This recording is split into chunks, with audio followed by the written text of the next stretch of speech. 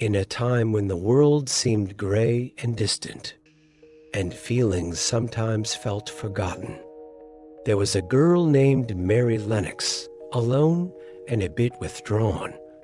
She was like a flower that had yet to bloom, but fate would lead her to a mysterious place.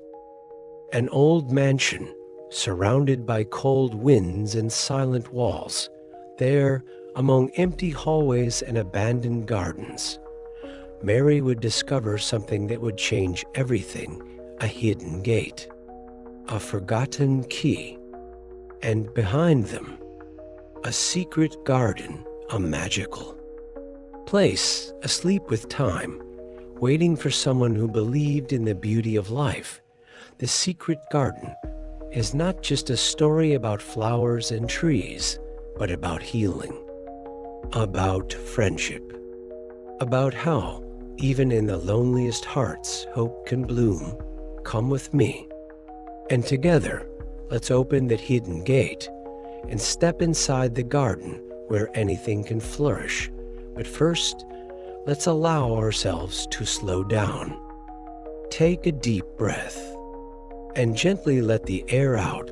Feel your body begin to calm, like the leaves of a garden slowly dancing in the breeze. You are in a safe, peaceful space, a place all your own, where all you need to do is listen, imagine, and let yourself be carried away by this magical story. As you settle in, picture yourself walking along an old stone path, surrounded by tall trees and delicate flowers. The air is fresh and fragrant, and with every step, you feel lighter, as if you're getting closer to something special, something hidden, something enchanting. Today, we will explore together the mysteries of a secret garden, a place forgotten by time, yet full of life, color, and hope, a story of discovery, friendship, and rebirth that begins as a whisper and blooms like spring. Now, close your eyes if you wish. Breathe calmly once more, and prepare to enter the enchanted world of the secret garden. Mary Lennox leaned against the ship's railing as the morning sun rose over the English Channel. The glowing orb, the color of a rich egg yolk, moved across the sky with a deliberate slowness, almost as slow as her long, weary journey to England had felt. She took a deep breath of the salty sea air. Once, the briny scent of ocean waves would have stirred dreams of adventure, promises of wonder, and a spark of vibrant excitement. But now, those feelings seemed to have drifted away, leaving behind a quiet emptiness. Closing her eyes, she let the sea mist kiss her face as the ship drew ever closer to the harbor. She knew, with a deep and uneasy certainty, that this day would be filled with firsts. For one, Mary had never set foot in England, and truthfully, she had never imagined making such a journey, especially under such heartbreaking circumstances. Born at the turn of the 20th century in what was then a British colony in India, Mary was the daughter of wealthy aristocratic parents. Her childhood had been filled with all the things most girls could only dream of: every toy she wanted, endless books, exotic pets, and rare delicacies. Yet something essential had always been missing, something most people have in abundance. She had never known love or affection.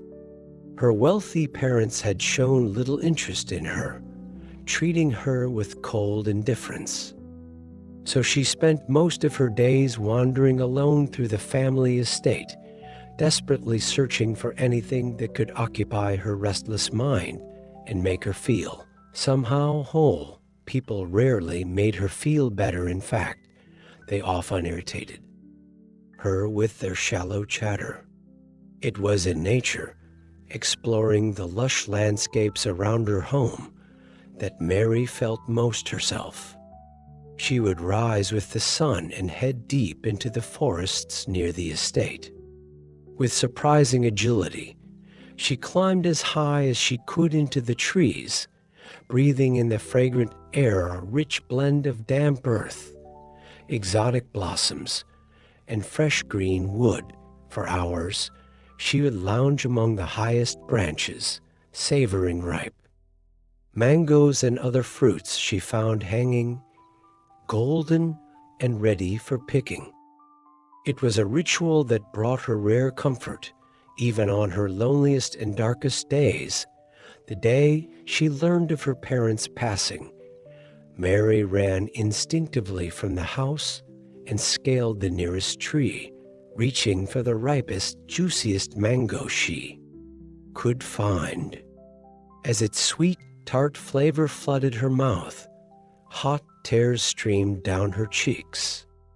She had always known her parents didn't love her, but still, deep in her chest, she felt a pang of something she couldn't name. She knew her life was about to change in ways she couldn't begin to imagine, and so, here, she was leaning over the ship's railing, her hand brushing the mist as England came into view. Vast, gray, and utterly unknown, Mary was being sent to live with her uncle, Archibald Craven, the widowed husband of Lilias, her father's sister. She had never met either of them, and the thought of meeting new people, of becoming part of a family, made her stomach twist with unease. You see, Mary was not a sweet or gentle child. She was, in truth, rather selfish and cold accustomed to getting what she wanted when she wanted it, and viewing the world through a dull, gray lens of indifference. But really, who could blame her for being bitter? After a long and tiring journey, Mary now found herself in a carriage rolling across the Yorkshire moors. She had never seen a place like this before. The open fields seemed to stretch endlessly in every direction, climbing gently over hills and winding through groves of birch and ash. The moors themselves looked as if they'd been painted with nature's finest palette splashes of pink, purple, orange, and yellow wildflowers blooming under the summer sun, although today there was hardly any sun at all. The moor was blanketed in thick mist, so dense and otherworldly, it made the landscape feel like something out of a fairy tale, its edges softened, its spirit cloaked in mystery. Mary breathed deeply as she stared out the carriage window. She felt a sharp ache for the forests of India, for the fruit trees that climbed vibrant hillsides, for the tropical flowers alive with hummingbirds and bees, for the heady scent of herbs and blossoms that once danced through the air. This was a different kind of beauty, vast, wild, and more solemn, but no less captivating. She spent most of the ride lost in memories, daydreaming of Indian blooms, that is, until they arrived at Misselthwaite Manor, her uncle's home, and once her aunt's as well. The mansion was a grand, imposing structure nothing like her home in India. It was old, with wide windows and overgrown, untamed grounds that spoke of years left untouched. It was certainly not the kind of place she had imagined, and sadly, the people inside were not what she had imagined either. Mrs. Medlock, the housekeeper who had accompanied her to the estate, had tried to make polite conversation, but offered little information about the household or the people Mary was about to meet. She carried an air of stern reserve. When Mary finally met her uncle, Archibald Craven, she was startled to see he was a hunchback with slopped shoulders and a permanent sadness in his expression. He greeted her with a soft, melancholy smile and an awkward embrace. Mary did not return it. She shrank away from his touch. The journey she had taken and the destination she had now reached had left her disappointed and numb. The idea of spending the rest of her life in this lonely old house didn't fill her with hope. Not at all. To make matters worse, Mr. Craven informed her that her aunt, Lilia's, had died many years ago, a loss that still haunted the house and its owner like a lingering shadow. The first few weeks in the new house were anything but easy for Mary. She spent long hours curled up in her room or hidden away in the vast library, devouring books and lashing out with icy glares or sharp words at anyone who dared approach. When Mr. Craven was forced to leave the estate and travel abroad for health reasons, Mary became even more withdrawn and unapproachable. But that didn't stop Martha Sowerby from trying. Martha was the maid assigned to look after Mary, a woman with a warm smile, an easygoing nature, and a quiet, almost motherly patience. Day after day, sometimes several times a day, she would bring Mary her favorite cup of tea and sit with her, even when Mary clearly resented her presence and responded with nothing more than a few cold syllables or silence every now and then. With a gentle curiosity Mary had never encountered before, Martha would ask about her life in India. What were her favorite memories? What games did she play? Had she seen exotic animals? Smelled sweet tropical flowers? Tasted incredible foods? Bit by bit, Mary began to learn more about this strange new place. On one especially gray and rainy afternoon, she sat curled beside the crackling fire, with Martha nearby. She told Martha how much she missed wandering through the lush jungles of India, how she longed for that crisp, citrus-scented air, how she missed climbing trees and feasting on fruit while the sun warmed her skin. More than anything, she wished she could lose herself in a green paradise again, reconnecting with the earth and with herself. That's when Martha leaned in, a knowing smile curling at the corners of her mouth. "There's a garden here, you?" "No," she said in a hushed, almost conspiratorial tone. "A wild one, full of secrets and wonders, with the warmth of a whispered legend." Martha told Mary all about the secret garden. Years ago, while Lilia's was still alive, Mr. Craven had a walled garden built just for her, a private haven where she could surround herself with roses and nature's beauty, nurturing them as if they were her own children.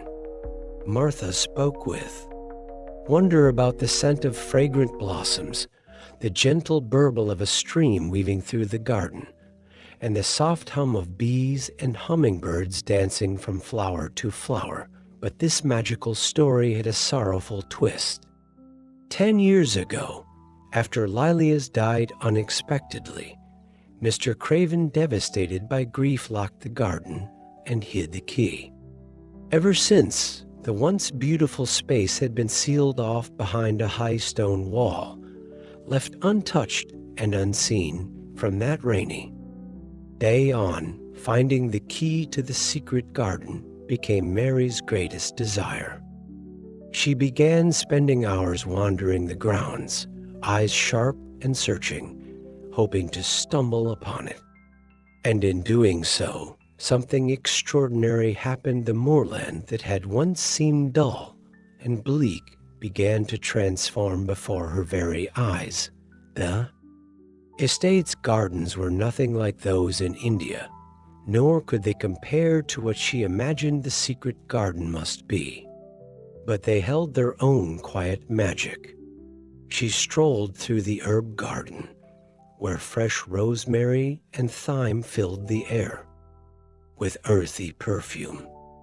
On other days, she wandered among colorful tulips and daisies, swaying gently in the summer breeze. Sometimes Mary would lie in the grass and simply watch the flowers dance back and forth, like a soft metronome in tune with her, heartbeat soothing her spirit and making her feel, unexpectedly, at home. Then came the friend she never expected each morning. As she wandered through the urban flower gardens, Mary would hear a curious, beautiful chirping from the willow trees overhead. Perched on one of the soft, velvety branches was a European robin, singing his melody to the world.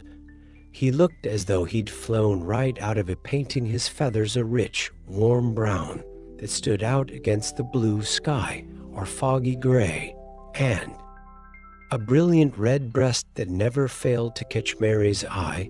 One morning, while eating her breakfast outside, Mary held out a few crumbs to the robin, inviting him closer. He pecked eagerly at the offering, then gave her a cheerful chirp of thanks before flitting back to his perch. From that moment on, Mary and the robin became nearly inseparable. He would follow her through the gardens, sometimes perching near her to sing a soft tune. For the first time in her life, Mary felt as though she had a real friend even at night. When she returned indoors, the robin would perch in the trees outside her bedroom window, as if keeping watch. And somehow, with her little bird companion near, Mary truly felt safe. But the robin wasn't just there to keep her company. He was watching over her in more ways than she realized. One morning, Mary stepped out onto the moor. The air was crisp, despite it being the middle of June. A thick, enchanting fog blanketed the grounds, one of those rare mornings when only a few are awake to witness such beauty. Everything seemed to move in slow motion. Dew dripped from the leaves like honey instead of water. Birds nestled deeper into their nests, not yet ready to rise and sing their morning melodies to the world. Even the mist wound its way across the moor like molasses, but the robin and Mary were wide awake. Unlike most mornings, it was the robin who took the lead today. Mary watched as the bird leapt from its branch, swooping and circling around her head as if encouraging her to follow. Without hesitation, Mary did just that. She walked into the mist, the robin flying ahead, glancing back now and then to make sure she was still following. Mary picked up her pace to keep up, a smile beginning to form on her face. It felt like the beginning of an adventure with a true friend, something she had always longed for. Of course, they couldn't speak to one another, but they didn't need to. Mary could feel the robin's excitement, the promise, and the hope carried in its flight. Eventually, they reached a patch of bare earth at the edge of a small woodland. Mary sensed there was a reason they'd come to this spot. Kneeling down, she began to dig through the soil, letting her hands explore the earth. The scent of damp earth and fresh ferns mixed with the morning dew, it was invigorating, grounding, nourishing.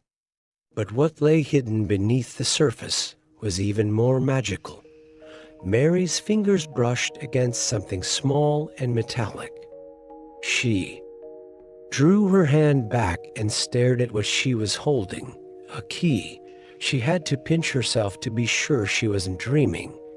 She had seen the locked door to the secret garden many times before.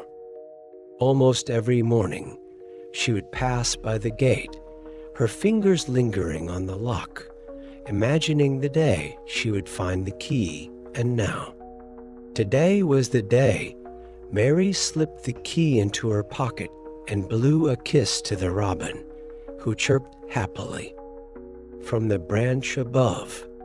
Then, with her heart racing, she darted through the clover and sweetgrass back toward the house, the key practically burning a hole in her pocket.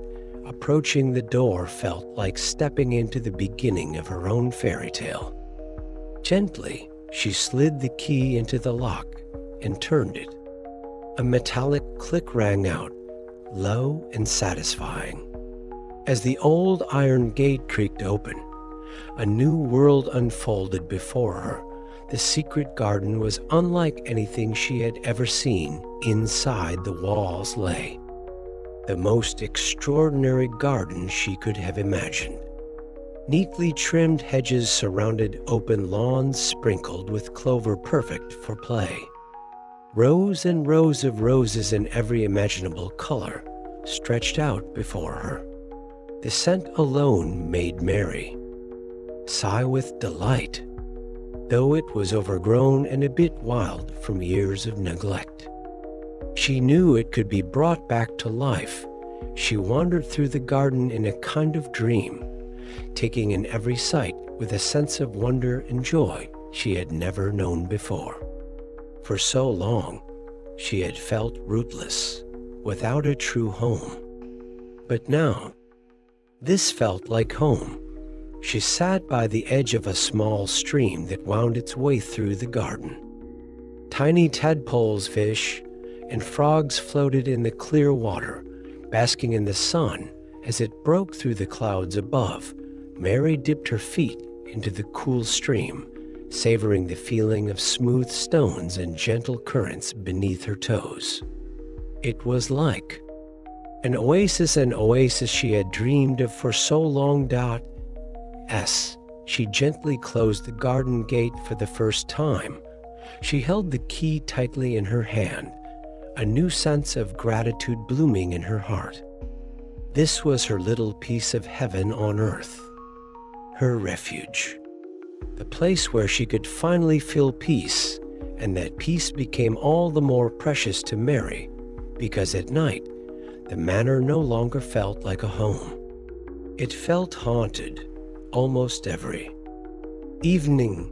Once the clock struck 9, Mary would hear sounds echoing through the halls. A voice, a cry, a whisper that seemed to float through the corridors when no one else was around. She had solved one mystery, the secret garden. But this would be harder to unravel. Whenever she asked about the noises, her questions were brushed off or scolded away. Even Martha, who had always been kind and truthful, dismissed the sounds as nothing more than the wind or Mary's imagination. But Mary was not the kind of girl to give up easily. Deep down, she knew she would uncover the truth sooner or later. For now, though, she had a garden to tend, her own sanctuary to nurture and care for. The next morning, she spoke to Martha, asking politely if she could borrow some gardening tools. Martha, pleasantly surprised, agreed at once. Mary had changed so much in just a few short weeks. When she had first arrived, she might have demanded the tools in a huff. But now she asked gently, with a sparkle in her eyes. The garden and this place had transformed her entirely.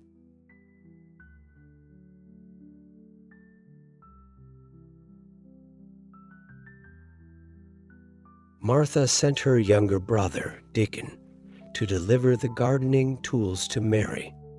When Mary stepped outside the manor to greet him, she was surprised to find she wasn't the first to welcome him. Her little robin friend was already fluttering above Dickon's head, chirping and singing joyfully as it swooped, soared, and circled around him.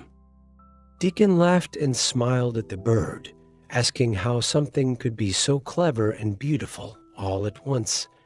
Mary wasn't the kind of girl who made friends easily.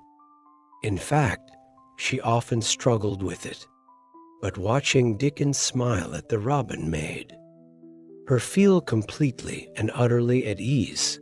She greeted him, and the two strolled through the gardens for quite some time, chatting and laughing together. Dickon told Mary he spent most of his time playing on the moor.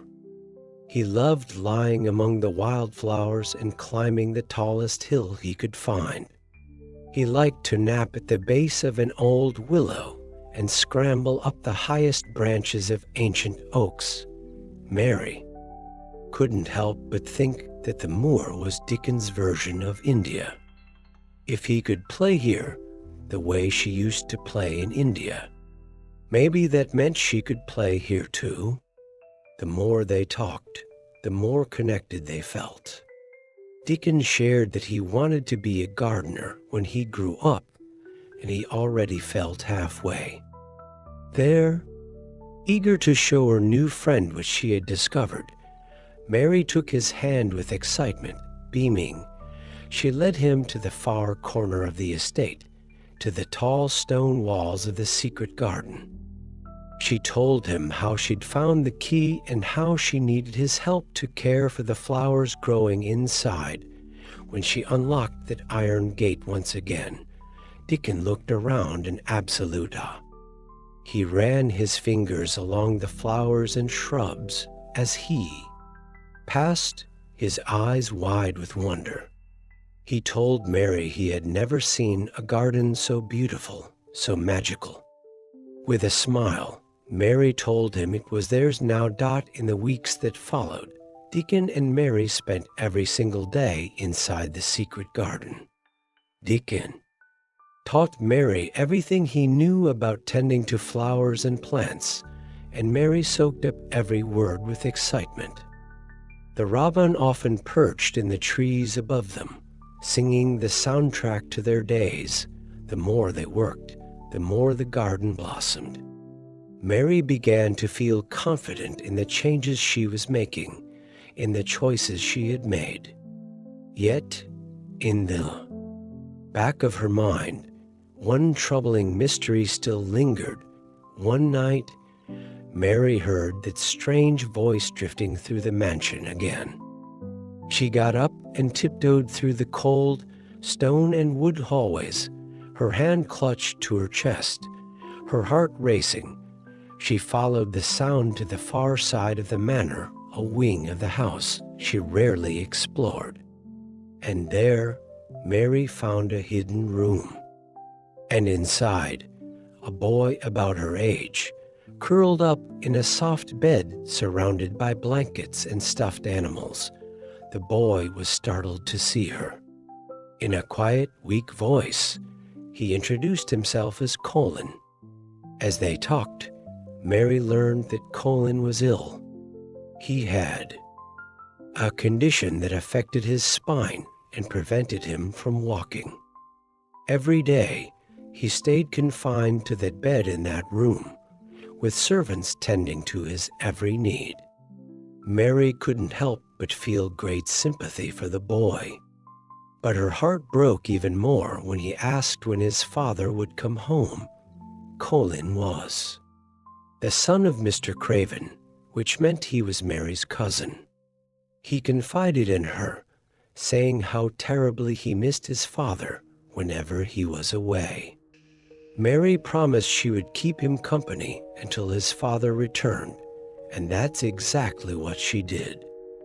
Every day, she played in the secret garden with Dickon, and then spent the evenings talking with Colin until late into the night. Her days, once filled with sadness and loneliness, were now overflowing with friends and love. Her life, once marked by selfishness, was now blooming with kindness and care. One day, Mary shared her secret with Colin. She had the key to the secret garden. She had already been inside, and she wished more than anything that he could see it too. She told him stories of the moor and the magical garden. Colin clung to every word, dreaming that he too might someday go exploring with Mary and Dickon. With the help of the servants, Colin was placed in a wheelchair. For the first time in years, he breathed in fresh air and felt the warmth of the sun on his face. He could smell the flowers and the pine trees on the soft breeze. He felt alive again, and when he entered the garden, it was as if the past few years melted away. He met Dickon, who welcomed him with kindness and chatted with him all afternoon. They lay together in the grass, letting the breeze brush across their skin. It was in that very garden that Colin realized maybe he didn't have to stay in bed forever. One afternoon, Ben Weatherstaff, the estate's gardener, spotted the children in the secret garden while clearing ivy from the walls from atop a ladder. When Ben referred to Colin as a cripple, the boy was deeply upset. Determined to prove otherwise, Colin struggled to his feet and stood up for the first time in years, and with each passing day, Colin grew stronger. For weeks on end, he, Mary, and Dickon played in the secret garden from sunrise to sunset, growing healthier, happier, and closer to one another. Before long, Colin wasn't just standing or walking, he was running. On one especially sunny day, the three of them were racing through the garden, laughter echoing through the air. Colin crossed the finish line first, throwing his arms into the sky in triumph, and at that very moment, his father, Mr. Craven, stepped through the garden gate, his mouth falling open in shock and wonder. Beaming, the children ran to him, eager to share what they had done. They told him how they had brought the garden back to life, how Colin had healed, and how they had discovered a friendship unlike anything they'd ever known. That day, they all walked back to the manor with their heads held high. And as they moved together in perfect step, they were reminded of a simple truth: what we care for, what we nurture, cherish, and love will always grow. And so, in the heart of that secret garden, three souls found more than just flowers and leaves. They found hope, healing, and the true magic of friendship. Because, in the end, it's the love and care we give to others that truly transform our lives. May this story inspire you to look around with curious eyes and an open heart, to discover the secret gardens in your own life, those little places of peace, friendship, and growth just waiting to bloom. If this story touched your heart, share it with someone you care about, and tell us, what is your secret garden? What place or moment brings you peace and renewal? Let's grow more beauty and hope in the world together.